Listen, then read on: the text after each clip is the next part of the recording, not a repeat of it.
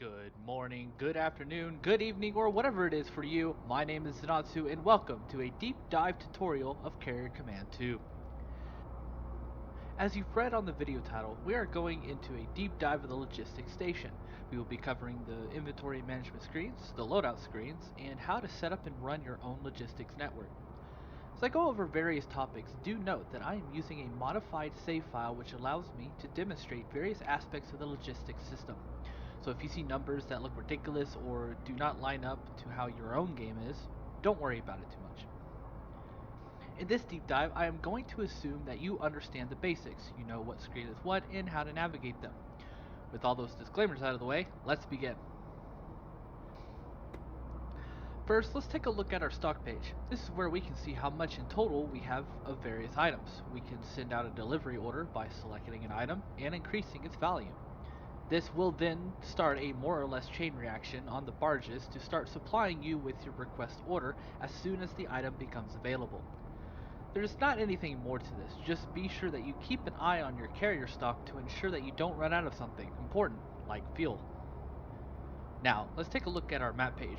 Don't be too intimidated by how my map looks. We'll untangle this web of lines and figure out what's going on. Zooming into my warehouse, we can see three colored lines: yellow, turquoise, or green, or however your screen looks for you, I guess, I don't know, and gray. Yellow lines are what connects our islands together. Think of this as your logistics network. If something does not have a yellow line, the network does not know it exists. Turquoise lines are what connects barges to islands. Barges will only carry out orders connected to a specific island, be it load or unload or carrier delivery. Gray lines is what the barge is currently headed towards. This is a quick way to identify where a barge is going.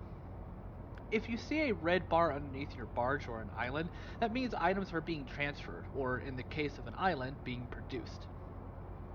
Zooming back out, we can see that we have our islands linked up to our warehouse, so currently all items being produced will eventually be shipped to the warehouse for storage and awaiting a pending order. Zooming out more, we can see that we still have two islands yet to be connected. Let's connect them.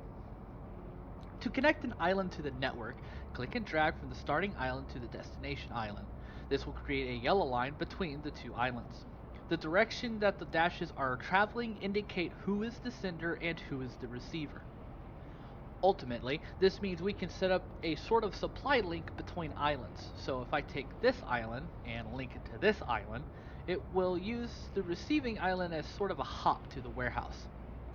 Which means we can end up chaining out islands in such a way that they can make smaller, quicker deliveries between islands, rather than making a long journey to the warehouse.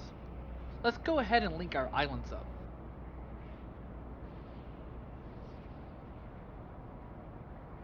As you can see, I have made my fuel island a sort of main hub just before the warehouse. Items that are sent to this island will in fact be stored.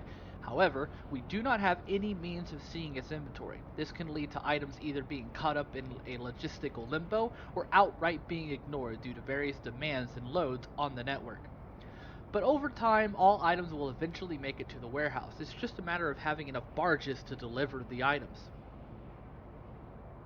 Let's take a look at our carrier. There are currently two problems. One is that our carrier is not connected to the network, which means if we send a request, that pending order will not be carried out, due to the network not knowing we exist. If we take a look at our stock page, we can see that I have a few pending orders, and if we check our barges page, we can see that a lot of barges are currently idle and working to deliver goods. To fix this, let's do something a bit different. First, we are going to connect our fuel island to the barge island. This will remove the link it had delivering goods to the warehouse because we told it to deliver items to the barge island. Now we will link our warehouse to the fuel island, telling the warehouse where to send its good along the network. Finally, we are going to link the barge island to the carrier itself. What we have effectively done is we have set up a barge island as the forward storage destination, and it will send barges out to supply our carrier. So let's break this down simply. All of our production items are being sent to the fuel island, which is then sent to the barge island, who fulfills pending requests from the carrier. There are pros and cons to the setup. This type of setup will have a more or less forward hub that can keep a constant supply near our operational area. However, we do not have a working knowledge of what items are where and how much of it we have in storage. We can only get that information if items are stored in a warehouse. This is how we can lose items in logistical limbo. The other type of setup we can do is have all production items sent to the warehouse and either have the warehouse send items to a forward island or sent straight to the carrier. This type of setup will allow you to have better inventory knowledge, but depending on your island layout or how far away from the warehouse you are, will significantly increase delivery times. Neither style is wrong. It's ultimately up to you or your captain on how we want our supply line set up. Okay, so we got some islands linked up the way we want it. How do we get barges to actually do the work? Simply click and drag in a barge and assign it to an island. Here, we can see that I have a barge that is assigned to both the barge island and the fuel island. This means that the barge will try to fulfill tasks on all connected islands. If I want this barge to only do tasks from the fuel island, I can simply click on the barge, drag it to the island I want to unlink, and select it. Poof, the line is gone, and now this barge will only care about what the fuel island needs done. Okay, now that our logistics network is set up, how can we order new items? If we select an island, say this chassis island, we are able to select a blueprint and put in a production order. So let's put one in. Now this island is producing units. Once complete, they will send a request to send this item along the network. You may have noticed we had some locked blueprints as well. That is due to the fact that you must capture additional islands to unlock more blueprints. Currently, islands will have a random potluck of what blueprints it has. So if we were to take over an island, we have a chance to unlock a new blueprint, or if we are unlucky, unlock a blueprint we already have. That covers the bulk of the logistics network and its inner workings. So, to summarize, yellow lines are links between islands and to the carrier. You can link islands in a way to work as delivery hops or as a frontline hub. Islands do not inform you of its inventories, only the warehouses do. Items can get lost in logistic limbo if you don't set up your network carefully or don't have enough barges to haul items around. Turquoise or green lines represent the island a barge is assigned to and can be assigned to multiple islands. Gray lines show you a barge's current destination. You can get further information in the barge page as to what type of task it is doing. Okay, now let's go over the loadout page. This is how we get all of our vehicles outfitted with various weapons.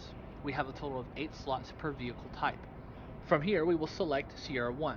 We can see that it is chassis type steel, it has 10 armor, weighs 10,000 kilograms, has 100% health, fuel, and ammo, and what it has attached to its hard points.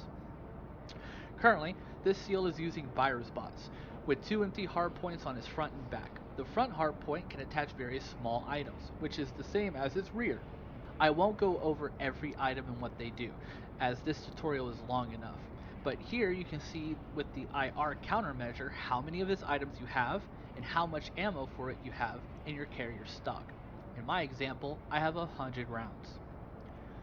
Let's attach the countermeasure since this bot has no weapons. It could use a little defense. Once it's attached, we can see the item is red with a black bar. That bar will slowly fill up, as well as the total ammo percentage will increase once it has all hard points fully loaded. We'll back out and let this guy get reloaded. Let's go ahead and click on Sierra 5, this gray box. From here, we will be prompted to select a chassis. For ground vehicles, you can only have 3 options: Seal, Walrus, and Bear. Seal being the smallest and fastest, and Bear being the biggest and slowest. However, the Bear is also able to equip and only equip heavy hard points, plus 2 small hard points. I'm going to select the Walrus and equip it with a 30mm cannon. Once selected, you can see that it's currently getting fuel and ammo. It takes a bit of time for these guys to get ready for battle, so it's wise to have what you plan to fight with prepped and ready for the captain, but always be ready and flexible to change it up based on the battle. And that's that. As far as loadouts go, there is no real default loadout, but if you're playing on a difficulty which gives you pre-made loadouts, they are decent enough to get you by. The only real hard point you should keep up is the virus bots, as they are what you must use to capture islands. If you've made it this far, thank you for watching this tutorial, and I hope I helped you understand the logistics station a little bit better. Keep in mind, as the game grows and the devs put in more patches, there may be new information or new ways to use the station not covered in this video. Alright, now I've got to get back into the station and fix whatever the hell it is that's going on with my logistics, so I'll see you later.